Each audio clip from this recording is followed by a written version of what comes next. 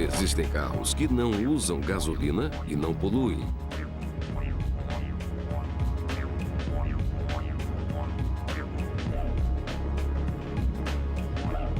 Tudo que mantém este carro andando é a luz solar.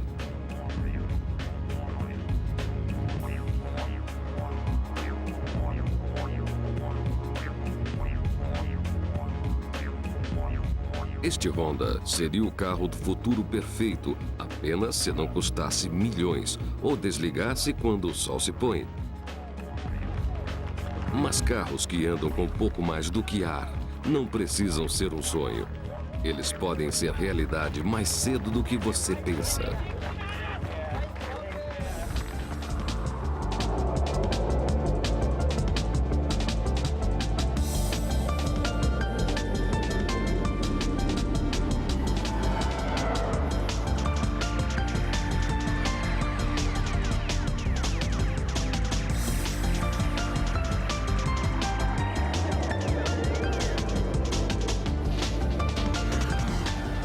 Futuro do carro.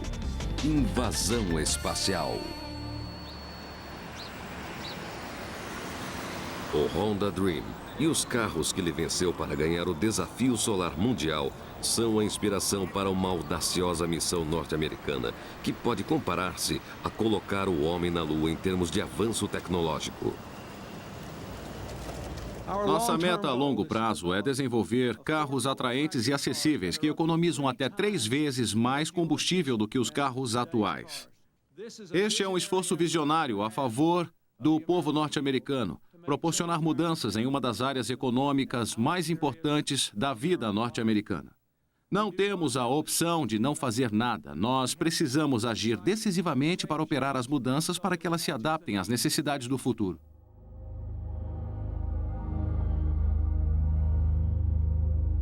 Estimulada pelo presidente a agir, a indústria dos Estados Unidos está inventando o carro norte-americano para o próximo século. Em 2020, os carros menos econômicos do planeta já terão desaparecido. Eu acho que as principais tendências serão tanto na maneira em que projetamos e desenvolvemos nossos carros e os produtos em si, certamente serão bem mais leves e mais complexos tecnologicamente. A fim de superar esses desafios, vamos ver essas mudanças nos materiais, substituídos por outros bem menos convencionais do que usamos até hoje. Mudanças substanciais nos powertrains, muito mais eletrônicos a bordo, será muito mais sofisticado tecnologicamente, mas esperamos que com o mesmo custo dos veículos de hoje.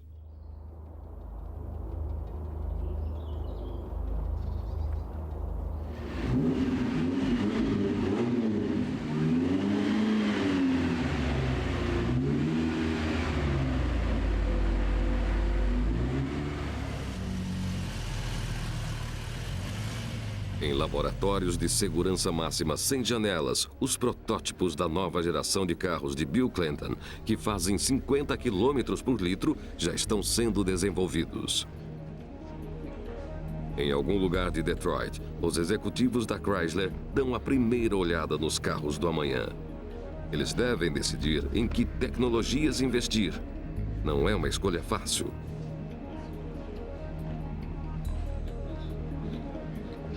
Os carros do amanhã podem parecer vagamente familiares, mas por dentro eles serão diferentes de qualquer coisa que existe hoje. Feitos de alumínio e plástico, estes modelos apresentam um peso que é uma fração dos carros norte-americanos atuais. Muito poucos têm um motor tradicional, alguns não têm motor algum. Mas este ano são carros de sonho. Estes são carros que poderemos estar dirigindo daqui a 20 anos.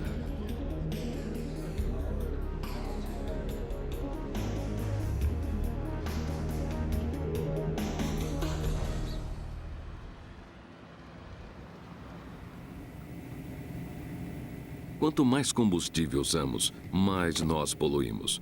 Abençoada pela gasolina barata, a América do Norte só presta atenção no consumo de combustível quando há uma crise de petróleo.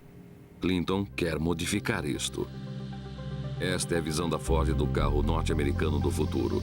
Sem ser menor ou mais lento que os automóveis 3.0 de hoje, o P2000 tem um pequeno motor de 1.3. Fora da linha de série, o P2000 tem um outro motor. Este sem partes em movimentos, desenvolvido originalmente para trabalhar estaticamente. Mas nenhum deles pode cumprir sua função se o carro norte-americano não perder algum peso primeiro. Para maior aproveitamento do combustível em qualquer desses dois powertrains, o veículo precisa ser leve. E estamos trabalhando no uso extensivo do alumínio na carroceria, assim como do magnésio em outros componentes, e usaremos outras ligas. Porque se nós não diminuirmos o peso, não conseguiremos obter a economia de combustível que nós queremos.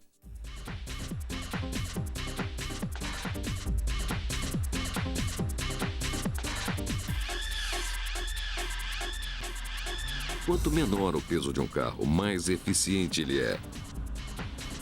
Em um carro esporte como este protótipo da Volkswagen, a leveza significa que o mesmo motor pode imprimir maior velocidade ao carro. Em um carro de passeio, quanto menor o peso, mais longe ele irá com a mesma quantidade de combustível. Se o dinheiro não é problema, carros esportivos que atingem 300 km por hora não são feitos de aço, mas de fibras sintéticas exóticas e metais raros como titânio e magnésio. Materiais que podem cortar pela metade o peso de um carro e dobrar o seu preço. Os primeiros carros de passeio do século XXI não serão feitos de metais raros e fibras sintéticas. Isto é caro demais. Serão de alumínio reciclado. Nós jogamos fora bilhões de latas de alumínio todos os anos, mais do que suficientes para construir os 20 mil carros esportivos e limusines que já são feitos com este metal. No futuro, a leveza não será privilégio dos ricos. Nós poderemos tomar refrigerante em um carro reciclado ou dirigir latas recicladas. Pode parecer apenas parte da história norte-americana, mas o Plymouth Prowler, feito em alumínio, diz respeito ao futuro.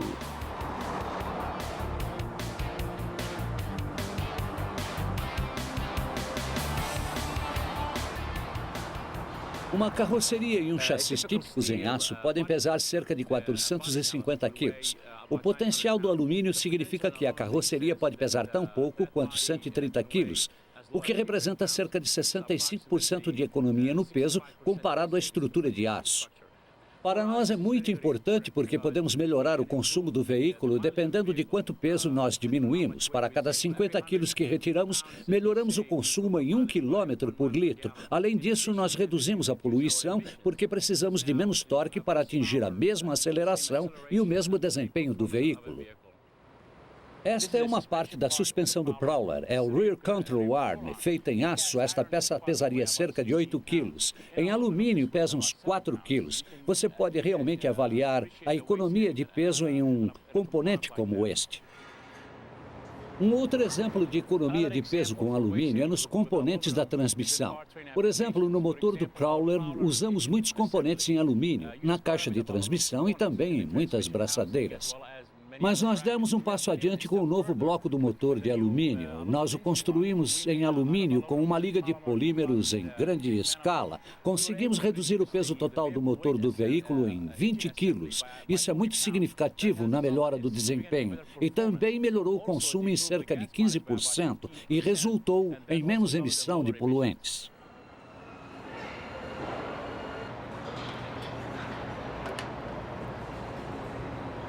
A Plymouth um dia poderá construir todos os seus carros em alumínio, mas ainda existem problemas a ser resolvidos.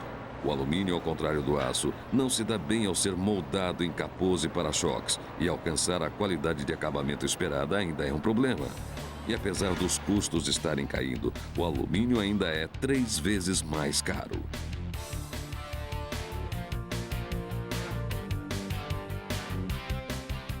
Apesar do carro ser muito animador, gostaríamos de fazer a mesma coisa e atingir o mesmo desempenho para um carro com volume maior. Atualmente, a estrutura de uma carroceria em alumínio custa cerca de 2,5 vezes o preço do aço. Achamos que é um dos últimos obstáculos que precisaremos suplantar antes de conseguir realmente obter um veículo de $10 mil todo feito em alumínio.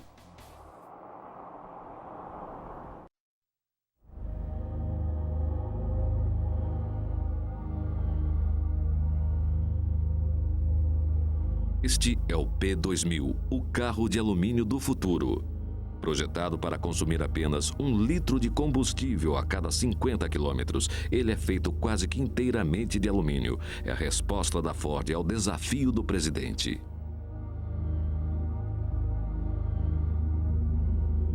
Mas é apenas uma simulação. Antes dos trabalhos começarem no carro verdadeiro, os engenheiros estão aplicando esta tecnologia de amanhã nos carros de hoje. Um carro norte-americano típico pesa cerca de 1.400 quilos. Na média, 1.000 quilos são provenientes do ferro e do aço. A Ford planeja diminuir este peso em 75%. Fará isto utilizando o alumínio, não apenas em alguns componentes, mas no carro inteiro. Este protótipo do P2000 pesa menos de 1 tonelada, uma redução de 40% graças ao alumínio. Na estrada, ele faz 30 quilômetros com 1 litro, o que representa 2/3 da meta de Bill Clinton. Mas enquanto o alumínio continuar caro e de difícil manuseio, os engenheiros continuarão buscando soluções para manter os custos baixos e diminuir o peso. Eles as estão encontrando nos lugares mais estranhos. Além de garrafas de refrigerante, a Cascade Engineering, em Grand Rapids, Michigan, faz gigantescas lixeiras industriais e domésticas. É um lugar estranho para descobrir uma tecnologia que poderia revolucionar a maneira pela qual os carros são feitos no mundo desenvolvido e também para colocar sobre rodas o mundo subdesenvolvido. Há cerca de 3 anos, nosso vice-presidente executivo de engenharia de veículos, François Castan, sugeriu que precisávamos desenvolver um veículo de custo muito baixo que fosse bem mais simples do que havia sido feito no passado. Na verdade, a inspiração para isso foi um carro de brinquedo. Por que não poderíamos moldar 2 partes, ou o mínimo possível, e fazer toda a carroceria em vez das 80 partes que uma carroceria de aço utiliza tipicamente? A carroceria do maior carro de brinquedo do mundo é feita com apenas 4 peças gigantes pesando menos de 120 quilos. Ela é feita de PET, o mesmo plástico das garrafas de refrigerante. Plásticos termofixos são um tipo de plástico que você normalmente encontraria nos veículos do passado, como as Corvettes e os Vipers. Isso quer dizer que eles podem ser moldados apenas uma vez e não podem ser reaproveitados. Estamos usando uma espécie de plástico que pode ser derretido destas barras para moldar as partes originais e depois derretê-lo novamente para uso posterior durante sua vida útil. Ele também apresenta a vantagem de ser moldado já em cores, o que dispensa a pintura que é normalmente necessária, diminui o impacto no ambiente, economiza nos investimentos e no tamanho das fábricas e se obtém um veículo com peso muito menor do que os carros convencionais. Poderíamos estimar cerca de metade do peso de um veículo atual comparável. O aspecto mais significativo é o tamanho. Jamais antes houve uma parte tão grande de um veículo feita com plástico injetado. Quando eu falo com um fornecedor e ele diz que tem uma máquina injetora grande, de 2.000 toneladas, eu digo a ele que não é grande o bastante. Essas instalações aqui na Cascade Engineering têm uma máquina injetora de 9.000 toneladas. E ela pode fazer a metade da carroceria de um carro em uma só peça. Só para dar uma ideia do que são as 9.000 toneladas de força aplicadas para fazer o molde, isso é igual a, digamos, 4.500 carros empilhados um sobre o outro.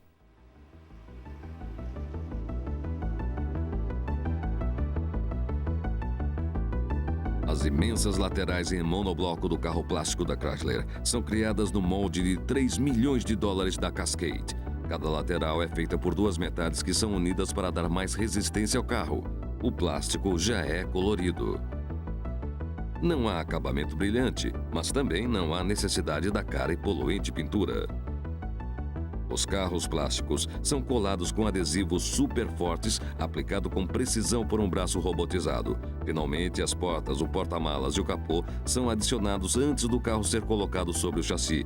Era assim que os carros eram construídos inicialmente há 100 anos. A fábrica inteira tem 1/4 do tamanho de uma fábrica tradicional. Uma das razões é que a Chrysler acredita que a tecnologia ajudaria os países em desenvolvimento a construir seus primeiros automóveis. Esta é a concepção do veículo composto da Chrysler. É um veículo muito leve, 600 quilos. A carroceria plástica é uma das principais razões para que seja tão leve. Como resultado, ele precisa apenas de um motor V2 com 25 cavalos de força. Faz 22 quilômetros por litro. Ele destina-se a ser vendido no mercado de países como a China ou a Índia, por cerca da metade do preço do que custaria um carro pequeno normal. Tudo é da maior simplicidade e tão acessível quanto conseguimos. Ele não tem transmissão automática nem direção hidráulica, mas na verdade é um carro bem espaçoso. Tem lugar para 5 pessoas e mais espaço para passageiros e carga do que nosso modelo Neon.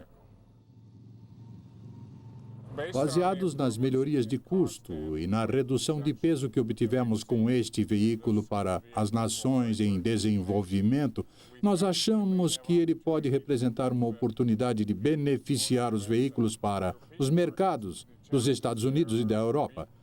Os desafios são adaptá-lo às leis de segurança no trânsito e obter uma aparência mais de acordo com o que o consumidor esteja disposto a aceitar, sempre mantendo os benefícios de baixo custo e baixo peso deste conceito.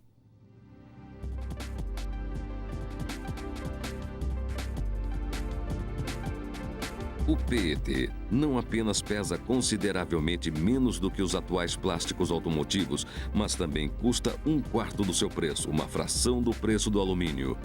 E não seriam apenas os mercados em desenvolvimento que se beneficiariam com esta tecnologia. Este é o Chrysler Pronto, um carro de passeio barato para os futuros mercados europeus. E este é o Pronto Spider, um carro esporte barato de plástico para qualquer mercado.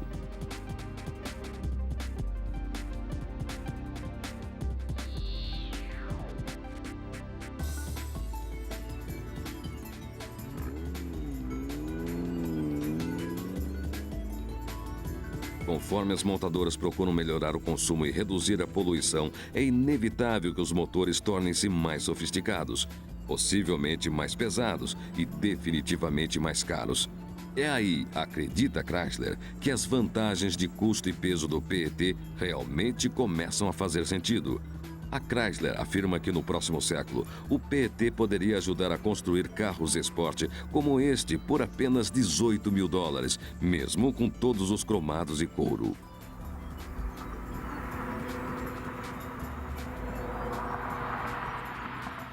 Em primeiro lugar, o peso é muito importante. Nossa meta para os carros no ano 2020 é reduzir em cerca de 40% o peso do veículo, e isso é um desafio enorme. Veja bem, será necessário repensar completamente toda a estrutura do veículo. Indo além disso, precisaremos substituir materiais, como a troca do alumínio pelo ferro fundido, que é um material caro e frustra todos os nossos esforços de fazer um carro acessível. Mas usando 40% de um carro, isso significa alguma coisa radical, como fazer um automóvel inteiro de alumínio ou materiais compostos, por exemplo.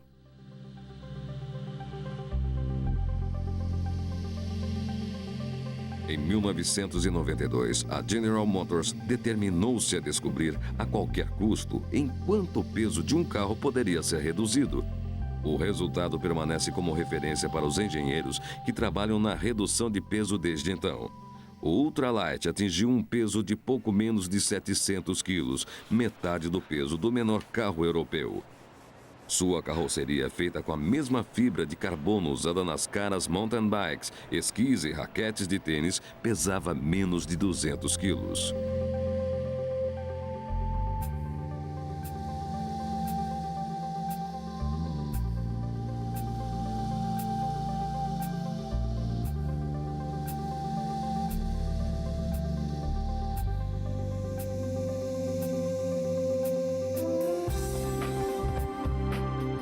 A fibra de carbono é tão rara quanto a seda e 5 vezes mais cara. Feitos à mão por artesãos, os carros de corrida em fibra de carbono custam centenas de milhares de dólares. O Ultralight pode ter sido pouco prático, mas deu uma fascinante ideia do que é possível com materiais sintéticos. Nos testes, ele fez mais de 30 quilômetros com 1 litro. Poluição. É por isso que a América do Norte precisa ver os carros pouco econômicos pelas costas. Já faz 20 anos desde que a Califórnia decidiu pela primeira vez fazer alguma coisa contra a poluição. 2 décadas de legislação não tornaram os carros da Califórnia mais eficientes, mas limpou um pouco aquilo que sai dos escapamentos. Nossos motores produzem uma série de gases. Alguns, como oxigênio e vapor d'água, são inofensivos. Muitos não são. O monóxido de carbono, por exemplo, é venenoso. Outros reagem com a luz e criam um smog. Eles são chamados de hidrocarbonetos. Nos anos 60, antes que tivéssemos qualquer legislação, eram necessários 210 gramas de combustível para movimentar um carro por 1,5 km. Deste carro saíam cerca de 10 gramas de hidrocarbonetos a cada 1,5 km diretamente na atmosfera. Desde os anos 60, é claro, nós tivemos que reprojetar nossos motores. Nós reduzimos o peso dos veículos e adaptamos sistemas de controle eletrônico em nossos automóveis. E hoje, um carro de passeio típico requer apenas 110 gramas de combustível para percorrer 1,5 km, cerca de metade do que era necessário.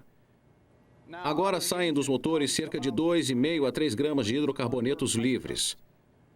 Mas a grande mudança foi o advento dos catalisadores automotivos.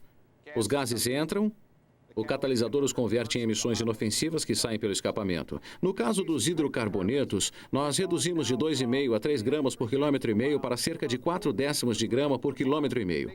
Basicamente 96% de redução desde a época anterior à legislação de emissão de poluentes. Mas há o advento de uma outra legislação que estamos enfrentando. E é aí que está o nosso maior desafio. Em breve, nós teremos que começar a produzir veículos que atinjam este nível de emissão. 1 gota por 1,5 km ou 0,4 gramas por 1,5 km. Isto significa essencialmente que desde a época anterior à legislação teremos uma redução de 99,6% na emissão de poluentes.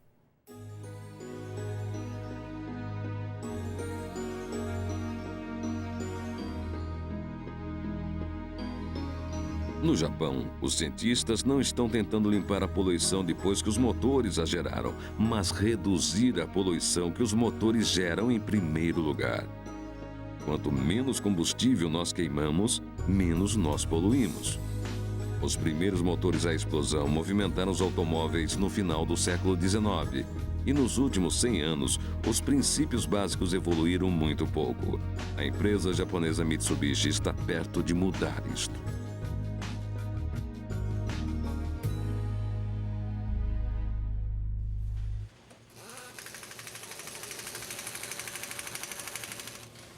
A Mitsubishi foi a pioneira de um motor revolucionário que em 20 anos vai substituir o motor do seu carro, não importa o que você dirija. A injeção direta de gasolina, ou GDI, é provavelmente a última evolução do motor de combustão interna que nós conhecemos. Há mais de 100 anos, os motores a gasolina e os motores a diesel foram inventados. E desde então, nós temos usado esses 2 tipos de motores. Mas agora nós temos o GDI. O motor GDI é a combinação de um tipo de motor a diesel e um motor a gasolina. Então, nós acreditamos que este seja o motor ideal e ele será classificado como o 3º motor, sucedendo os motores a gasolina e a diesel. Os motores a gasolina funcionam através de uma mistura de uma parte de combustível para 15 partes de ar. Quanto mais ar, menos combustível o motor necessita. Nos motores tradicionais, porém, ar demais impede que a mistura queime no cilindro e o motor falha. Os motores convencionais misturam combustível e ar em uma câmara separada fora do cilindro. Isto permite que o combustível e o ar misturem-se por igual para que queimem adequadamente. O motor GDI aqui injeta uma quantidade menor de combustível diretamente no cilindro quando o pistão está perto do ponto mais alto de sua trajetória. A pressão no cilindro está no máximo e a camada de ar comprimido no alto do pistão impede que o combustível se disperse e que se mantenha perto da vela de ignição. A mistura explode com a tradicional 1:15, mas no cilindro de um motor GDI a proporção pode ser até de 1:50. Usando esta característica do GDI, nós podemos melhorar o desempenho em cerca de 10% e, ao mesmo tempo, podemos diminuir o consumo de combustível em talvez 20% ou 25% ou mais. Mas nós podemos reduzir a emissão de poluentes de maneira significativa, nós podemos tornar a nossa atmosfera o mais limpa possível. Então, precisamos desse tipo de contribuição dos consumidores. Nós ainda acreditamos que os motores a diesel ou gasolina são os melhores motores para o uso automobilístico. Então, nós temos que continuar usando os motores a diesel ou gasolina por mais um século. Eu acredito que o motor GDI será o estilo de tecnologia para todos os motores da gasolina no século XXI.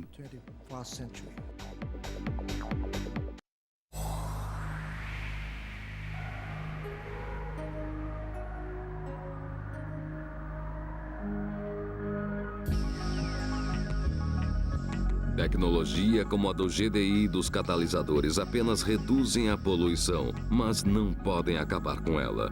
Enquanto existirem motores a gasolina, haverá poluição.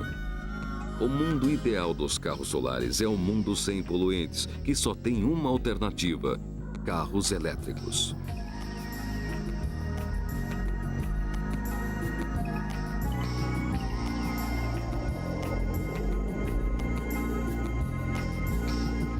Registrado legalmente pelos californianos, o EV1 da General Motors foi o primeiro carro elétrico a ser construído no mundo.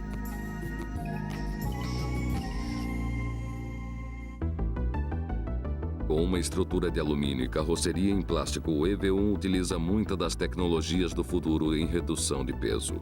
A transmissão elétrica é mais conhecida.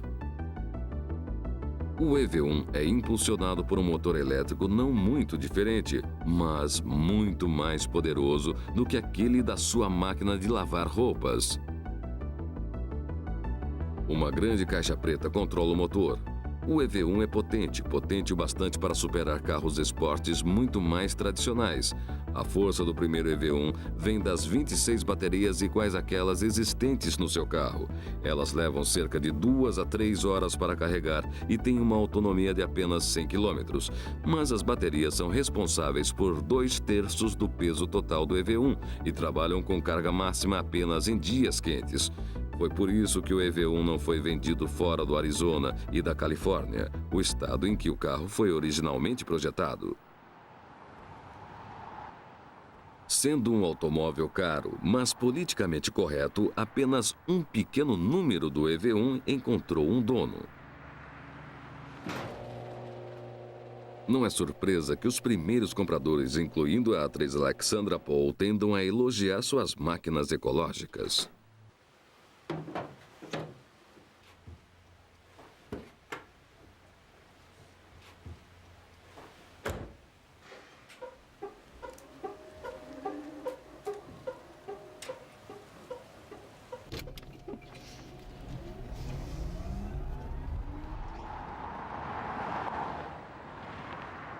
Eu acho que as pessoas ficam muito surpresas quando percebem como o EV1 é veloz. O meu EV1 é mais rápido do que qualquer carro a gasolina que eu já tive. Ele pega mais fácil, é macio e silencioso. Ele não sacode como um carro a gasolina, então é como dirigir um foguete. É isso que parece, dirigir um foguete. E você se sente muito bem porque sabe que não está poluindo nem um pouco como um carro a gasolina. Em 1990, quando a Exxon Valdez vazou, eu fiquei muito aborrecida e boicotei a Exxon. E então eu percebi que eu também fazia parte daquele ciclo. Eu era a razão para existirem navios petroleiros que poderiam vazar no oceano. Então eu decidi não fazer mais parte desse ciclo e comprei um carro elétrico. Na verdade, eu dirijo meu carro elétrico o máximo que posso. Ele é praticamente meu primeiro carro. E eu tenho um carro a gasolina, mas eu não gosto de admitir isso. E eu mantenho para, se tiver que fazer viagens mais longas do que 100 quilômetros E eu uso muito esse carro. Eu diria 99% do tempo, porque em Los Angeles se dirige apenas uma média de 60 quilômetros por dia, que um carro elétrico cobre facilmente.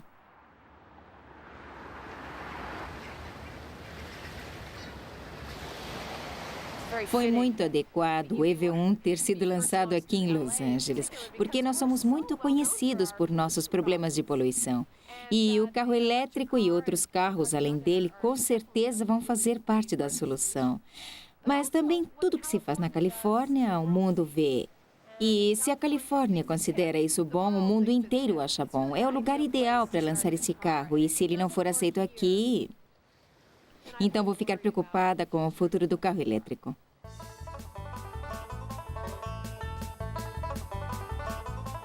O temor de Alexandra Paul tem fundamento.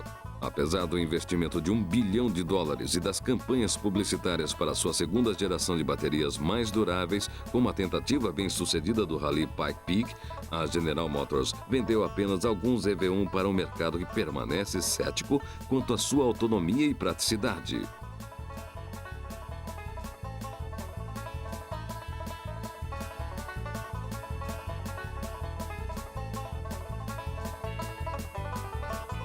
A menos que uma nova geração de baterias acessíveis e mais leves seja lançada em breve, todo o conceito dos carros elétricos movidos a bateria pode ir água abaixo, mas existe esperança. Talvez haja um nicho limitado para os veículos puramente elétricos, talvez simplesmente dentro dos perímetros urbanos. Como eu acho que todos concordam, será necessária uma nova geração de baterias para tornar os veículos elétricos mais práticos, e então nós achamos que seu futuro provavelmente será limitado. Estamos mais animados com veículos elétricos híbridos. Os híbridos têm o melhor de dois mundos: um motor elétrico não poluente e um motor a explosão com maior autonomia. No chamado híbrido paralelo, existe um motor em cada ponta do carro. Em velocidade baixa, nas regiões urbanas poluídas, o motor elétrico imprime a tração dianteira. Uma caixa preta eletrônica, que controla o motor elétrico, muda para o motor a gasolina conforme a velocidade aumenta. Os híbridos têm um conjunto menor de baterias, já que podem ser carregadas em movimento pelo motor a gasolina. Este é o motor a diesel altamente eficiente, mas poderia utilizar qualquer combustível fóssil neste motor a explosão. A presença de motor a gasolina na transmissão significa que os híbridos são menos ecológicos do que os carros elétricos, mas eles são mais práticos. Isto não significa que os EVs não se abasteçam de eletricidade em uma estação geradora originalmente. Mas não existe um fabricante de carros em todo o planeta que não esteja atualmente ocupado em combinar um motor a gasolina com um motor elétrico para desenvolver o que alguns observadores já chamam de hipercarros. Este Renault tem minúsculos motores elétricos dentro de suas rodas traseiras e sob o capô um motor a gasolina no estilo de injeção direta da Mitsubishi. Na cidade, até uma velocidade de 40 km por hora, ele é impulsionado pelos motores. Acima disto, a caixa preta muda para o motor a gasolina que simultaneamente recarrega as baterias. A Renault afirma que a sua nova geração de carros de passeio é até 2 vezes mais eficiente do que um carro normal e seria ainda mais se não precisasse carregar 150 kg de baterias consigo.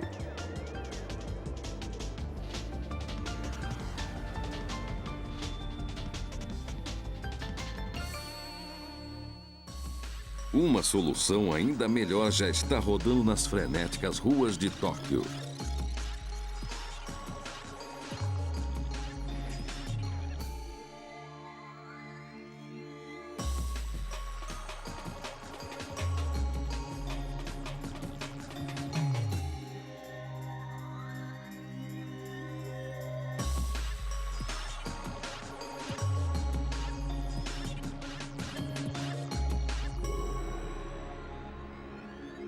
Sob o capô deste pequeno e robusto sedã, existe um outro motor híbrido. Num futuro muito próximo, é quase certo que este tipo de tecnologia substituirá o que existe atualmente sob o capô do seu carro.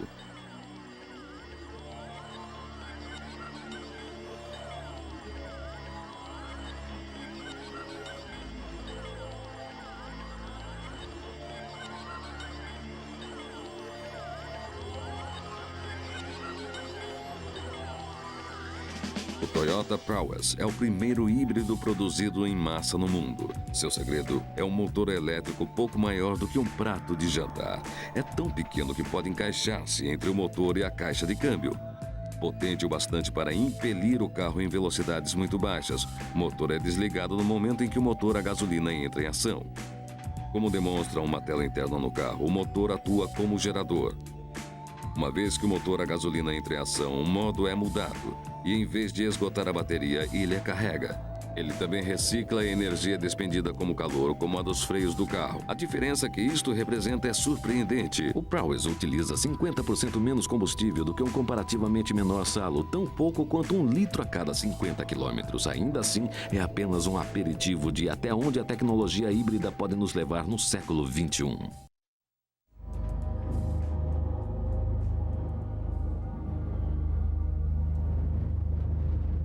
O automóvel britânico Trust SSC é o veículo mais rápido já fabricado e o único a rodar mais rápido do que a velocidade do som. Em outubro de 1997, ele entrou para a história correndo a 1.190 km por hora ao longo de uma pista de 1,5 km.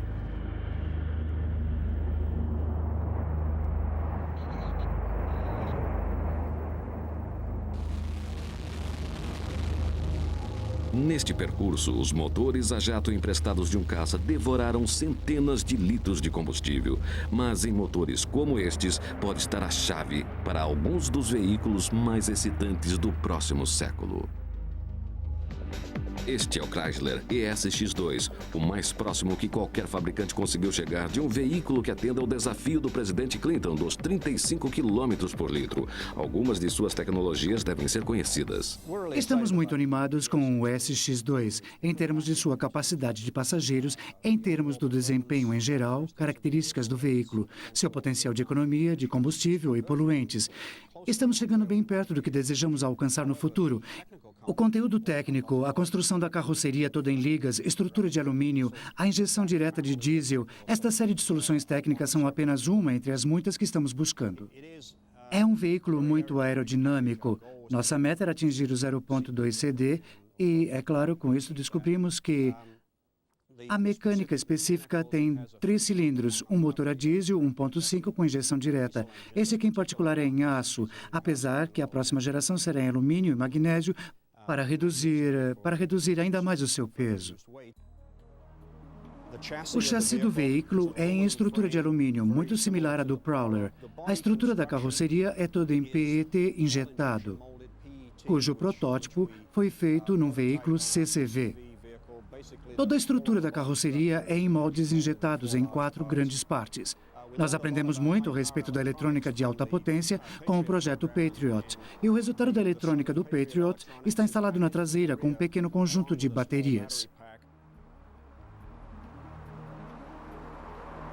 Nós estamos muito animados mesmo com o SX2. É o nosso mais recente patamar no desenvolvimento dos objetivos PNGV.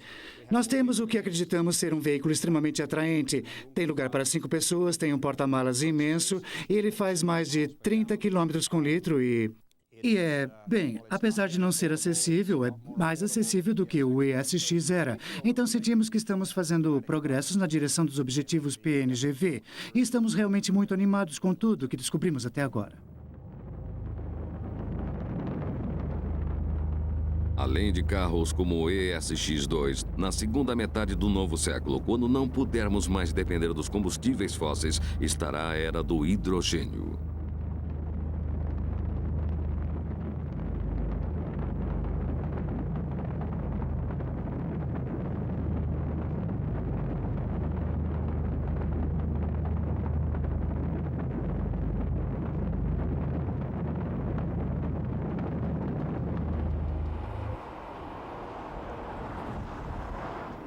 Os fabricantes de carros da Alemanha já estão construindo pequenas frotas de carros tradicionais adaptados para utilizar o hidrogênio não poluente. Limpos, mas não eficientes, estes carros são apenas um prelúdio do que poderá ser a evolução mais drástica nos transportes desde que a Daimler e Benz patentearam suas carruagens motorizadas.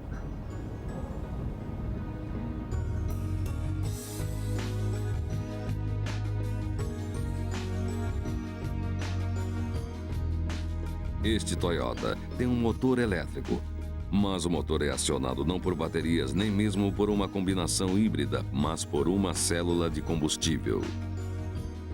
Originalmente desenvolvidas para o programa espacial Gemini nos anos 60, as células de combustível provavelmente mudarão não apenas a maneira de usar nossos carros, mas a maneira de viver nossas vidas.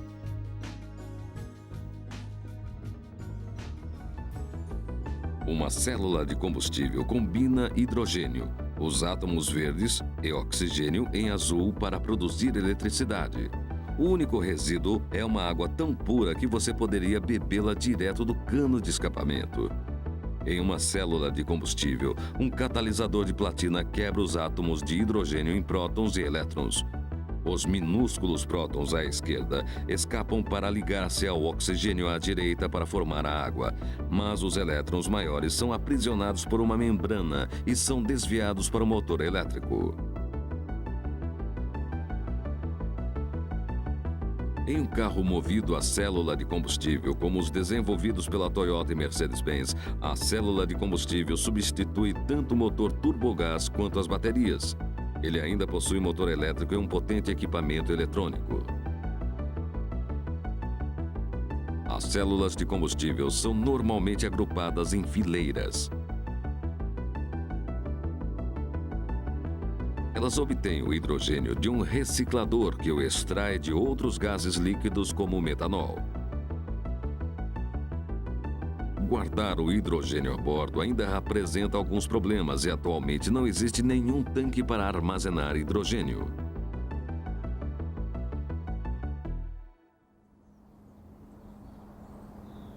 A Mercedes-Benz, juntamente com sua parceira canadense, a Ballard, está liderando a corrida para o lançamento de carros com célula de combustível. A Ballard já desenvolveu ônibus totalmente movidos a células de combustível para Chicago. Mas na Mercedes, o trabalho concentra-se na miniaturização da tecnologia para adaptá-la aos carros de passeio. Progressos espetaculares têm sido obtidos quanto ao aumento da potência que uma célula gera proporcionalmente ao seu tamanho. Células que eram antes grandes demais, a não ser para os ônibus ou picapes, agora adaptam-se aos carros. Este Mercedes-Benz Classe A, um dos menores carros da Europa, foi convertido para rodar somente com células de combustível. O equipamento volumoso na traseira não é a célula de combustível, mas o reformador e o tanque de metanol. A geração de hidrogênio a bordo como esta é a única solução até que os postos comecem a vender hidrogênio.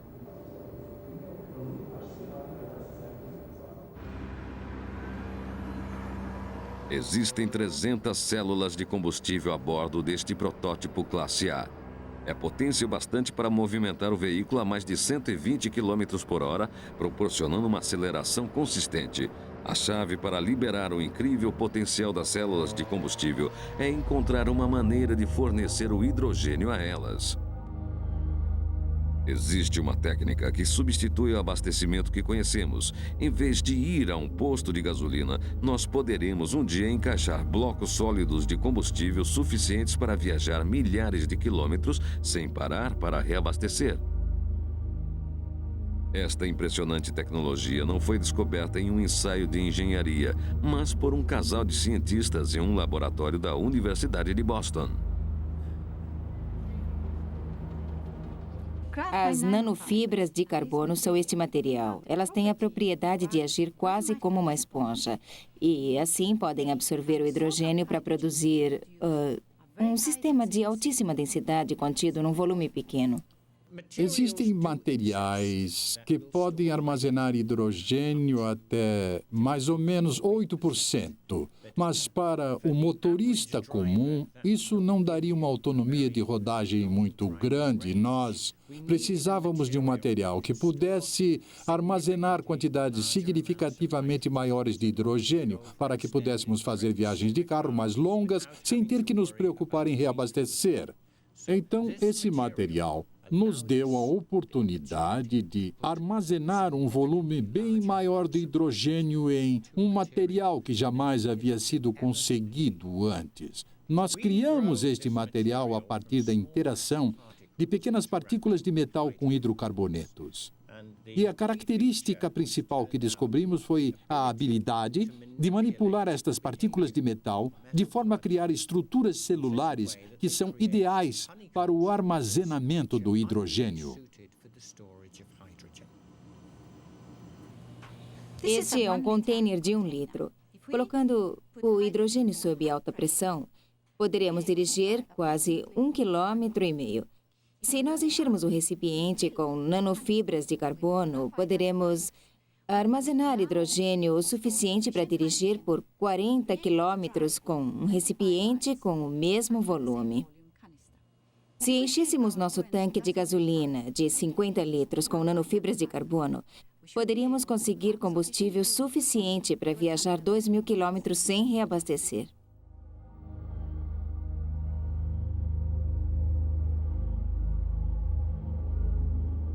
As nanofibras podem ser a chave não para a próxima geração de carros, mas para a geração seguinte.